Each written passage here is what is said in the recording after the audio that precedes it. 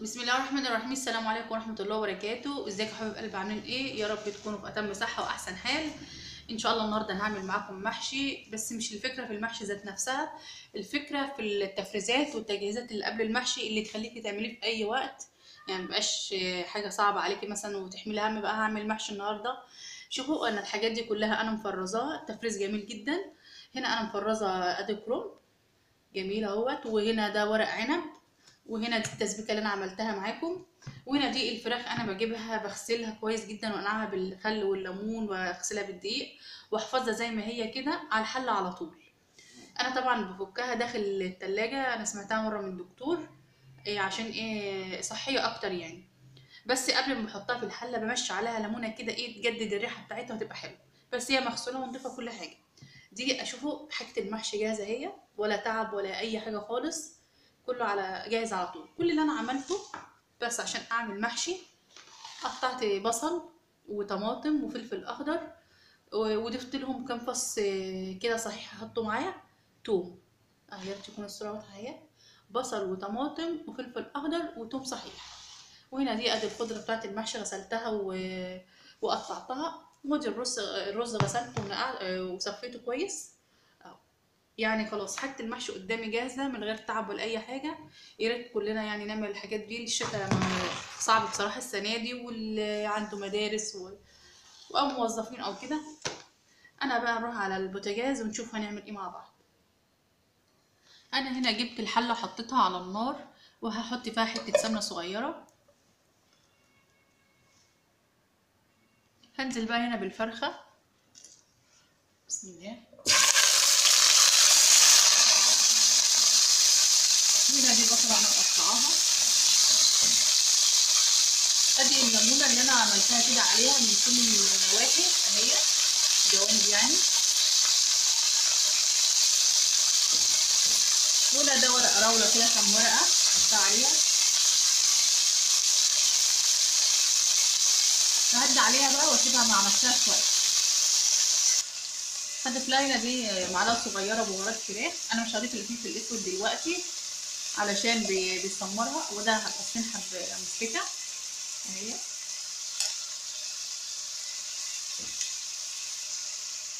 انا كده شوحتها كويس اهوت. هحط لها بقى ملح،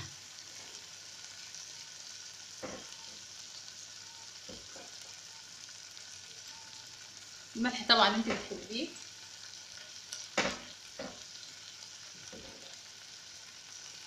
وهحط لها برده فلفل اسود.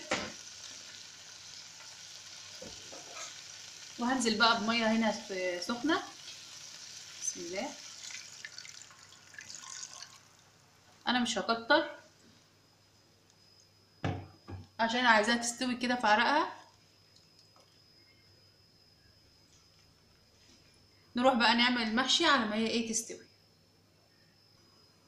هنا بقى ده انا جبت حله وحطيت فيها التسبيكه، حاجه سهله وبسيطه بسم الله ما شاء الله. ودي هنا بهارات مشكله، حاجه بسيطه كده.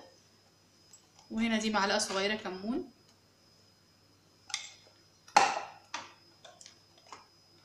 ومعلقه صغيره كزبره ناشفه،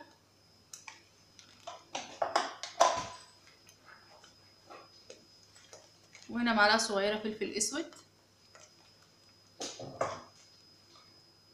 وهحط معلقه ملح كده عشان الشوربه يبقى فيها ملح، مش هكتر.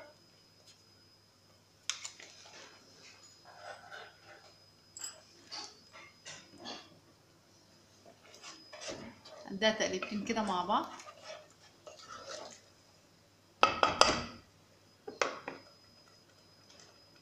واضيف هنا معلقه صغيره دي هريسه الشطه انا كنت عاملاها اهي، تكون واضحه. مش هكتر عشان هي حراقه اهي، هتدي طعم جميل.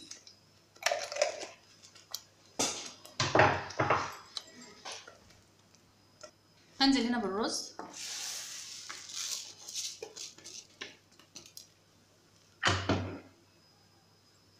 واديله برضو تقلبتين. الطريقه دي جميله جدا، لما بتديله تقلبتين بيجف وبيبقى جميل خالص.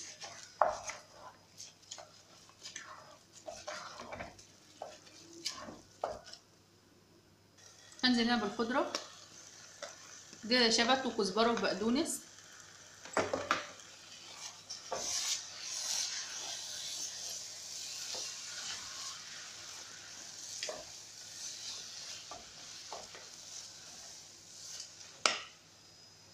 كده خلاص هي بقت تمام كده على ايه، على الحشو.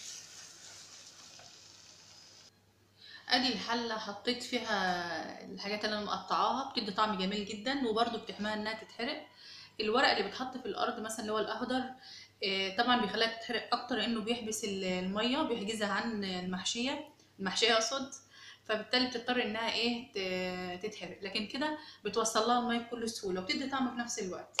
طبعا لو مش عايزه تحطي الحاجات دي ممكن العروق بتاعه الكرنب وانت بتقطعيها بقى طبعا بعد ما تتسلق ممكن تحطها برضو تقطعها كده قطع وتحطها مكان الحاجات دي. وهنا ادي الرز اهوت. هاخد بقى هنا من الورق بكل سهوله بقى، شفتوا حاجه كده جميله جدا. الفرخه كده على النار دلوقتي بتستوي.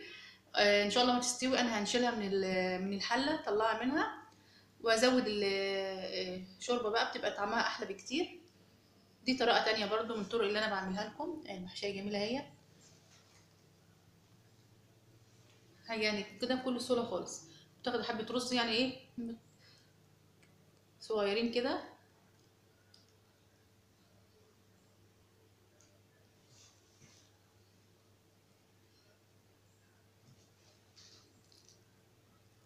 والاكلات دي مطلوبه في الشتاء بتبقى جميله جدا. هكمل بقى باقي الحله او احشي شويه وارجع لكم تاني. هنا ادي الفرخه استوت اهيت، هنشيلها بقى كده.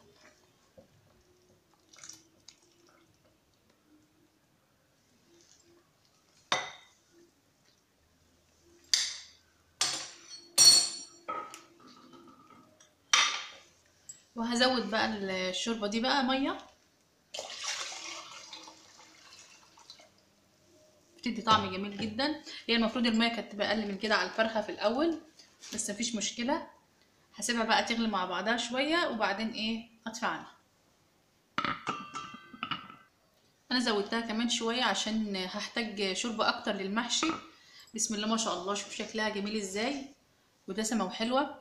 انا طبعا سبت المحشي، هرجع اكمله تاني، نرجع بقى مع بعض. قبل ما اكمل المحشي حبيت اوريكم الفرخه اهي، بسم الله ما شاء الله مستويه اهيت، ومش يعني ما سويتهاش قوي عشان تقدري تتحكمي فيها. اكمل المحشي بقى وارجع لكم تاني. ادي المحشي ده انا خلصت اهو. هعمل بقى المحشي التاني، ورق العنب. ادي الحله التانية انا حطيت فيها برضو زي الحله الاولانيه الارضيه ديت. هنا بقى جبت هنا طبق احشي عليه. اخد شويه رز كده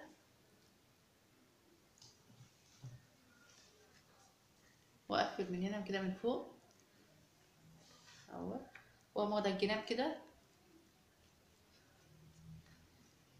والم بقى بايديا وانا ماشيه. يا رب تكون واضحه اهي. هعمل كمان معاكم واحده.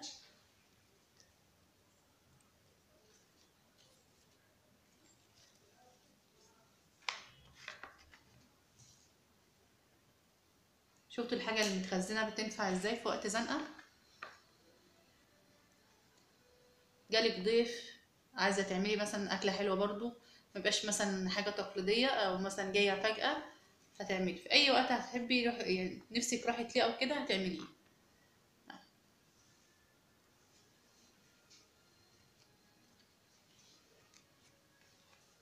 اعمل معاكم دي كمان. بنوزعه كده، ما بكوموش كده يعني ايه، مش بعمله كوره، بفرده كده عشان المحشيه تبقى مسحوبه معايا كويس. اقوم عامله دي كده، اقوم واخده الجناب عليها مطبقاها كده. ولو في بقى حاجات من في التراب بقوم لماها وانا ماشيه، وشديها وانت بتحشيها ما تبقاش مهويه. هكمل بقى الكميه وارجع لكم تاني. ادي كده خلاص انا عملت الصفين دول. انا مش مكتره يعني ورق عنب، ويدوبك كده اصلا الرز كفى الحلتين الحمد لله. انا هنا جبت الشوربه اهيت، بسم الله ما شاء الله، اللي يشوف اقول شوربه بط جميله. حطيت عليها مكعب مرق الدجاج بيعزز الطعم. هبدا بقى هنا بسم الله احط بالراحه كده،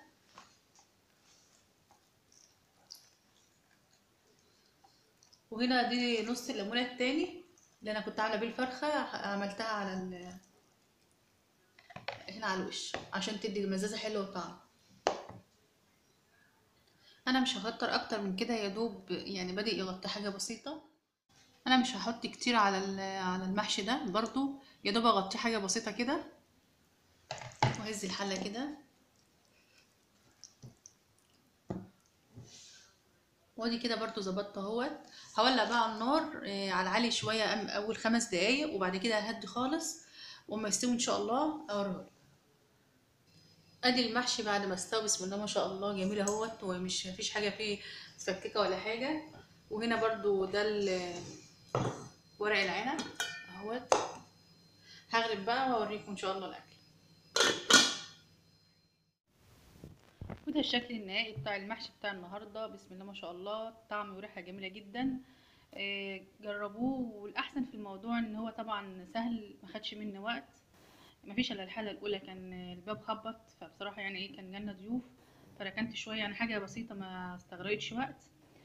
جربوه. وبالنسبه للفرخه انا جبت معلقه تسبيكه من اللي كانت معايا بتاعه المحشي، وحطيت عليها معلقه كاتشب وملح وفلفل اسود، ودخلتها على الشوايه.